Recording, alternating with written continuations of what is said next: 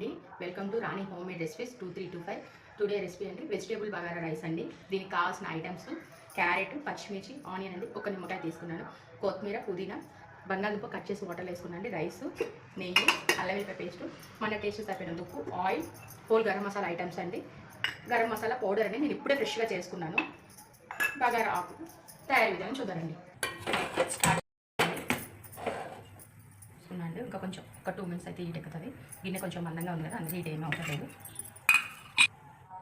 గిన్నె హీట్ ఎక్కిందండి. కొంచెం నెయ్యి అండి, కొంచెం ఆయిల్ అండి, కొంచెం నెయ్యి కొంచెం ఆయిల్ రెండు వేసి చేస్తేనే బాగుంటుందండి టేస్ట్. ఆయిల్ హీట్ ఎక్కిందండి. హోల్ గరం మసాలా వేసినాను, ఇవ్వండి.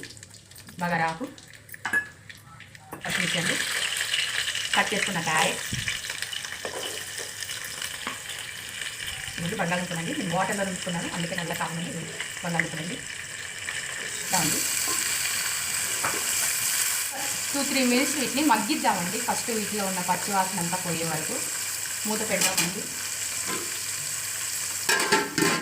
ఇదే టైంలో నేను బగారానికి కావాల్సినన్ని నీళ్లు పోసుకున్నానండి. వాటిని ఈ పక్కన పెట్టేసుకొని వేడి చేసుకుంటానండి. వేడి వాటర్ వేయడం మూలం ఏంటంటే బగారన్నం త్వరగా అవుతుంది, రైస్ కూడా పుల్లలు వస్తుందండి, చాలా బాగుంటుంది, టైం కూడా సేవ్ అవుతుంది. ఒకసారి మీరు ఇలా కూడా ట్రై చేయండి. 2-3 మినిట్స్ అయిందండి. ఒకసారి మూత తీసుకొని చూసుకుందామండి. ఇవ్వండి, వెజిటేబుల్స్ అన్నీ కూడా మగ్గాయి, కొంచెం లైట్గా అండి, ఎక్కువ కాకపోయినా కూడా ఇవ్వండి మగ్గిపోయింది. ఇప్పుడు కొంచెం కొంచెం ఆనియన్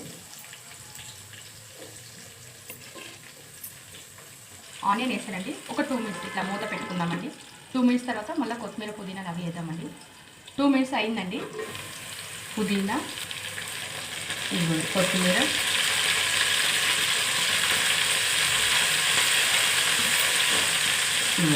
ఇట్లా కలుపుకొని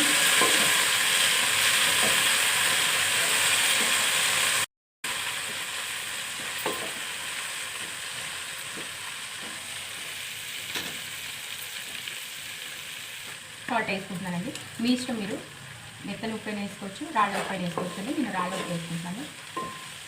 అందులో కొంచెం ఉప్పు తక్కువ వేసుకుంటే బాగుంటుందండి, ఎందుకంటే మన కర్రీలో కూడా ఉప్పు వేస్తాం కాబట్టి. రైస్లో కొంచెం ఉప్పు తక్కువ ఉంటే కర్రీలో అది రైస్కి పట్టేసి సరిపోతుందండి. ఇట్లా కలుపుకున్నాక ఇవన్నీ వేగిపోయామండి. ఇట్లా అల్లం వెల్లిపాయ పేస్ట్ చేసి దాన్ని కూడా వేద్దామండి పచ్చివాసన పోయే వరకు.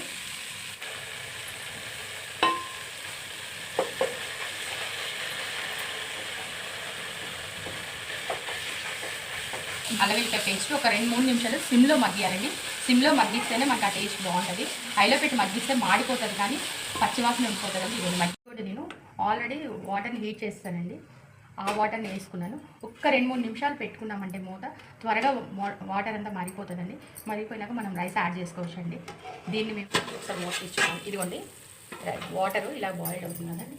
ఈ టైంలోనే మనం రైస్ యాడ్ చేసుకున్నామండి. అది నేను వాటర్లో రైస్ వేసుకున్నానండి. ఈ రైస్ని నేను 1 అవర్ ముంగల నానబెట్టుకున్నానండి. బగారా అన్నానికి రైస్ నానబెట్టుకుంటేనే టేస్ట్ బాగుంటుందండి. రైస్ కూడా పొడిగా వస్తుంది. ఎక్కువ కాకుండా 1 అవర్ నానబెట్టుకుంటే సరిపోతుందండి. అంతే అండి. మేము మూత పెడదాం. ఫస్ట్ మూత పెట్టి రైస్ని ఉడికిద్దామండి. ఉడికిన తర్వాత